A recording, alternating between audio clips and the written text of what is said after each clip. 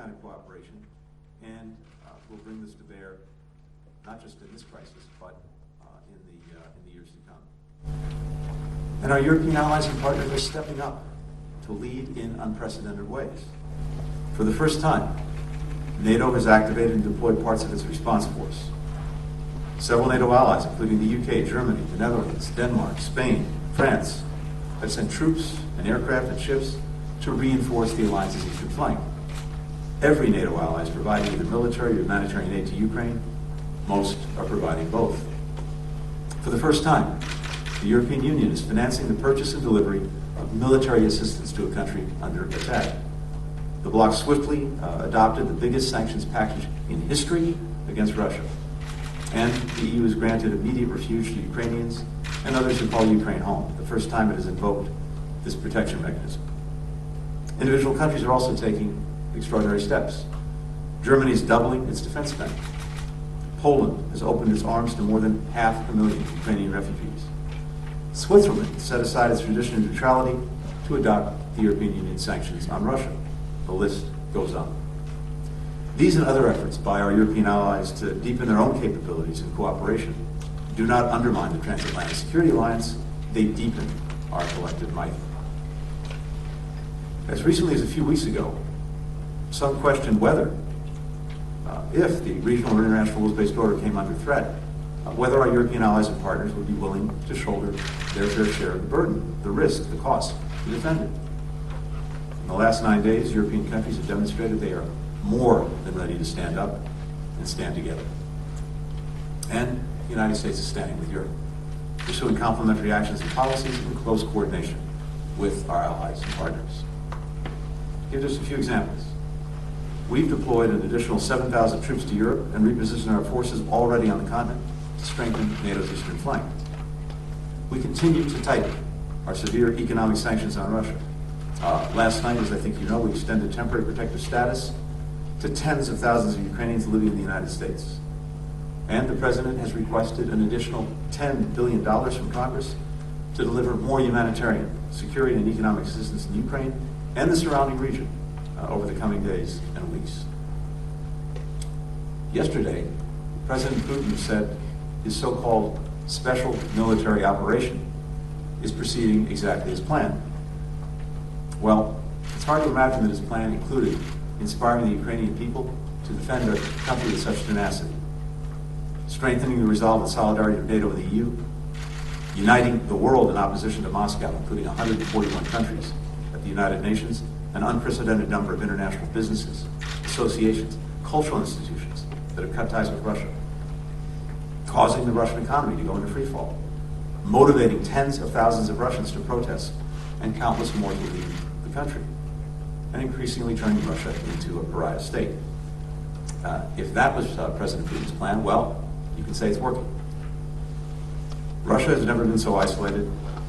We have never been more united. But let me reiterate one thing, because it's very important. We take these actions not because we oppose the Russian people. We do not.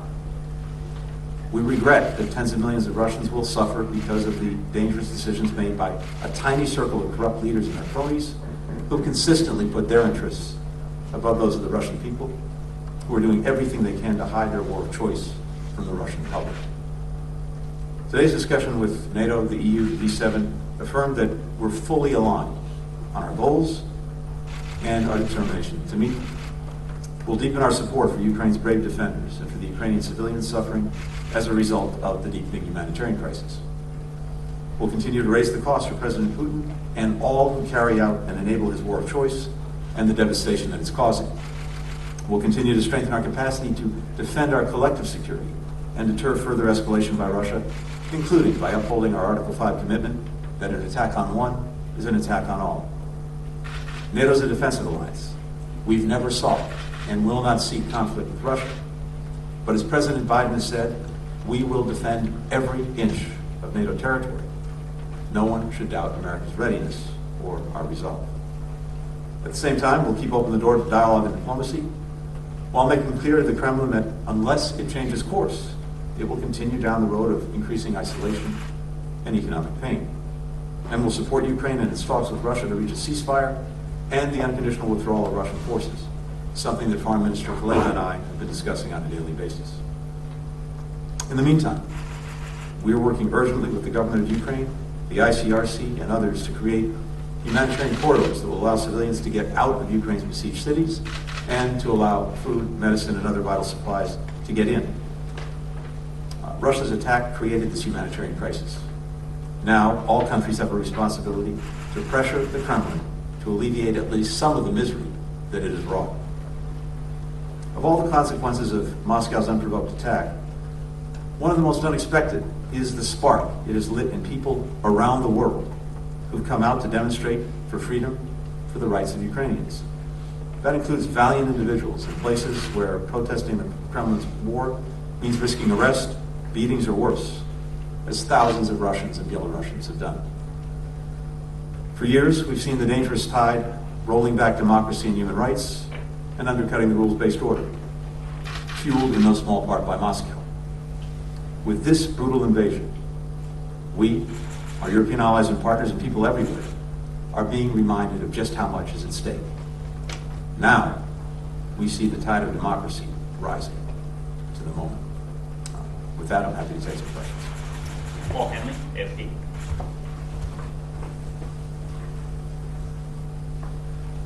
Mr. Secretary, Hey, Paul. the West has put unprecedented sanctions on Russia, very punishing, yet it doesn't seem to have slowed the Russian military's advance on Ukraine. Today, NATO seemed to forswear absolutely putting in a no-fly zone that might protect the Ukrainians. Given that, nothing seems to have slowed this invasion. What can you tell the Ukrainian people who only see things getting worse, seeing a disaster, seeing more suffering, and are pleading for more help from the West? And I have a little follow-up. I could ask it now or in a moment. No, go ahead, please. The West, NATO has been involved in this in terms of supplying a lot of arms, which you've mentioned, to Ukraine. Can't it supply more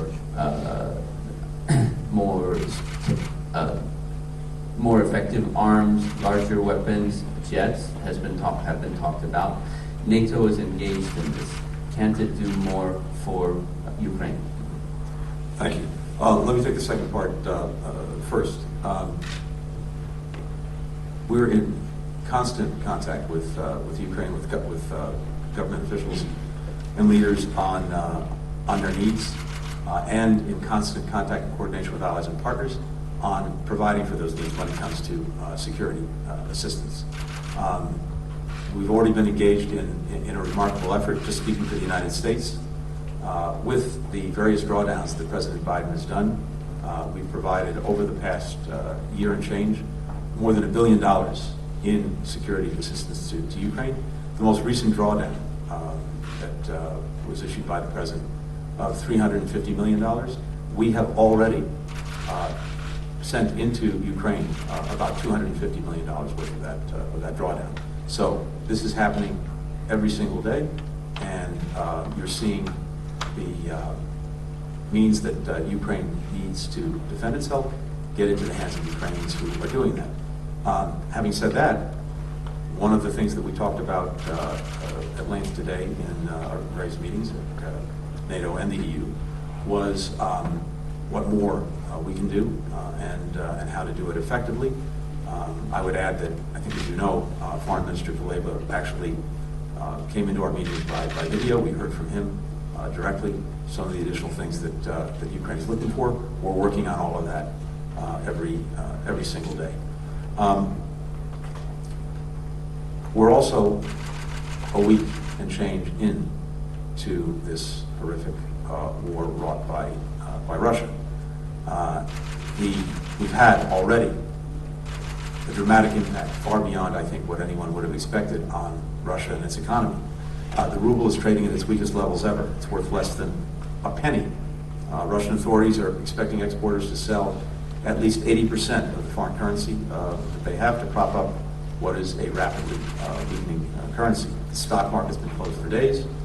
due to a fear of capital flight once it opens.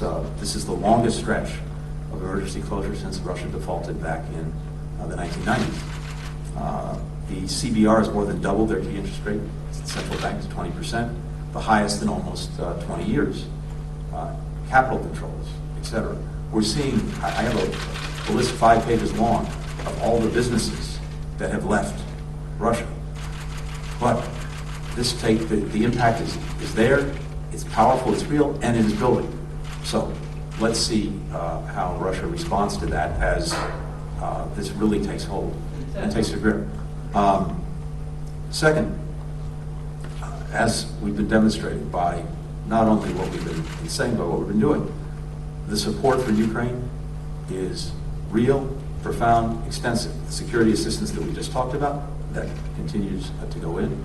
The humanitarian support that we continue to build in response to the humanitarian horror that Russia has brought, as well as economic assistance. Unfortunately, this is not like flipping a light switch. It takes time, and when you have, in the case of Russia, and President Putin's Russia, a country that is prepared to go to excessive means to achieve its results, it is a real challenge. But not only are we at it every day, I think what the Ukrainian people can see is virtually the entire world united in support of them, in support of their cause of independence, territorial integrity, freedom, demonstrated by the meetings we had today, demonstrated by the 141 countries that came together at the United Nations to make that clear. So there is a huge tide of support for Ukraine. There is a huge weight bearing down on Russia. Let's see what the impact is. Maeve McMahon, Euronews. Hi there, thank you so much for the floor. Maeve McMahon, Euronews. So we heard this morning at NATO that the situation will get worse before it gets better. So tell us, what do you know that we don't? And is the no to the no-fly zone set in stone completely, or would you consider it if this conflict does become a massacre? And just to follow up, was it naive of you and of course the Europeans to trust in Putin to opt for diplomacy? Thank you so much. When we say it is likely to get worse, it's unfortunately based on everything we know about President Putin's methods when it comes to seeking to subjugate another country to his will, or another region to his will. We saw it in Chechnya. We've seen it in Syria. We saw it, of course, in 2014 in Ukraine. And what we're seeing on the battlefield is Russian forces seeking to encircle the major cities, including Kyiv, and we're seeing them use increasingly brutal methods, including going at civilians and civilian populations. So I think the terrible expectation is that the suffering we've already seen is likely to get worse before it gets better, for as long as Russia pursues these methods. So that is unfortunately more likely than not, although we're doing everything we can to try to move us to a different track. With regard to the no-fly zone, I think you heard NATO Secretary General Stoltenberg speak to this earlier today. One of the responsibilities we have, even as we are doing everything we can to give the Ukrainian people the means to defend themselves effectively against Russia, we also have a responsibility, as the Secretary General said, to ensure that the war doesn't spill over even beyond Ukraine.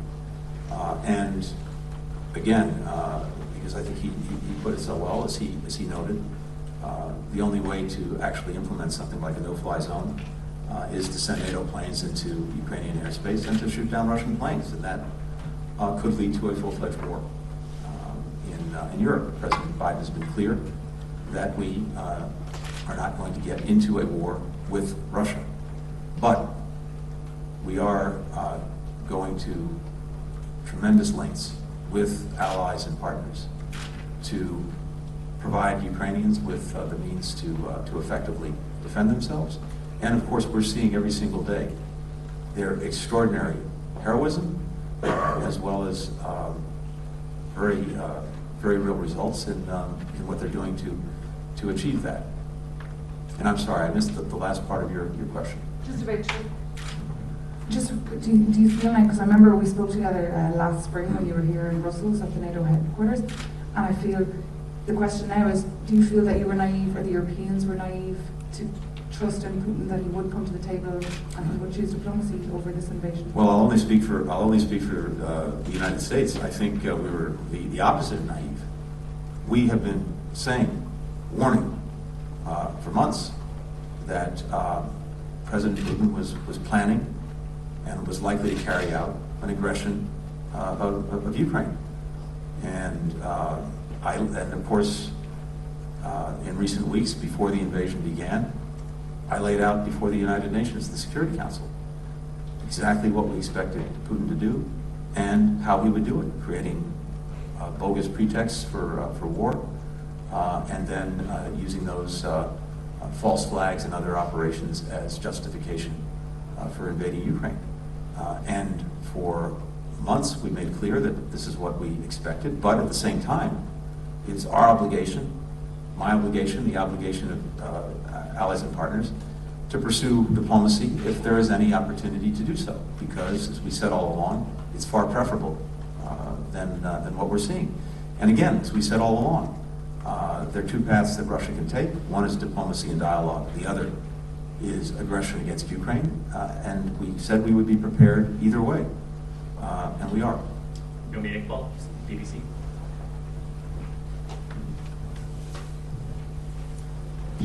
Thank you, Secretary. Are you considering energy sanctions against Russia? Because realistically, how can the West defeat Putin in Ukraine when the West also pays Putin up to $700 million a day in oil, gas and coal? I know the British Foreign Minister, Liz Truss, has talked about it. How Britain's looking into it, are you?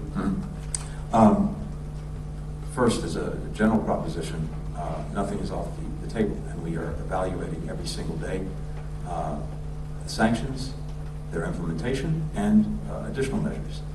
The sanctions are designed, in the first instance, of course, to have maximum impact on Russia and Putin, while minimizing harm to us and our allies and partners. There's no strategic interest in reducing the global supply of energy. The immediate effect would be to raise prices at the pump for Americans, and also to pad Russian profits with rising prices. So we've been carving out payments for energy, trade, and transport from the sanctions that we've been implementing. But we have a strong interest, we and our allies, in degrading Russia's status as a leading energy supplier over time. This would be a profound strategic shift. That's why Nord Stream 2 was shut down. That's why we're surging LNG to Europe right now, to help accelerate its diversification away from Russian gas. It's why we're denying critical technologies to Russia for further energy exploration going forward through the export controls we put in place. This is part of a process to reduce reliance, dependence on Russian energy. So that's where our focus is, but again, as I said, we're looking at these things every single day. I guess maybe how long will that take? Well, And how many people have to die in Ukraine? I'm not going to put a time frame on it. What's happened in record time, as we've seen, are sanctions and other measures that a few weeks ago people would have said were never going to happen. I think we've demonstrated very, very clearly that what we said we would do many months ago when this crisis first began to emerge, back in November, December, the G7 countries, the European Union, I said that if Russia chose the path of aggression, we would impose massive consequences on Russia, including unprecedented economic sanctions. I know some people thought that was more rhetoric than reality. I think we've demonstrated already how strong that reality is. And again, we're looking every day at measures to increase the extraordinary pressure we're already exerting. We'll take a final question from Yuri Shako, DW. Thank you very much, Secretary. I have two questions. First is also on no-fly zone. You said that NATO will not send fighter jets to Ukraine to shoot down Russians. It's understandable, but there is another way to impose this no-fly zone, and I mean sending to Ukraine air defense capabilities. Of course, the United States sent Stinger missiles, but I'm speaking about high to medium air defense capabilities to support the currently working Ukrainian defense capabilities with S-300 and Buk, which are working also quite well. The second question is, we saw more than a week of fighting and how Russian forces weren't able to achieve most of its objectives. They were bogged down, they were stopped in many places. So how does this week of war change the US assessment of the might of Russian military that was considered to be quite high? But now, what is your assessment now? Thank you very much. Thank you. First part of the question. We are looking every day at what technologies, what capacities we can effectively deliver to Ukraine to defend itself. And that's an ongoing conversation, literally happening on a daily basis, both with Ukraine and government officials, as well as among allies and partners. And so the main focus is on making sure that anything we provide can be used effectively and in a timely way. So, but as I said, that's quite literally something we're looking at every day. So I don't want to draw any conclusions from the week of invasion in terms of what this tells us about Russia or its capabilities. I think we'll have time to fully assess that. What we do know, what it does tell us. Be the first to know.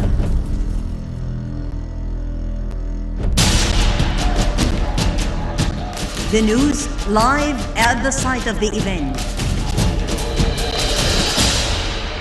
Information on events as they are happening. If it's breaking news, it's Nile TV.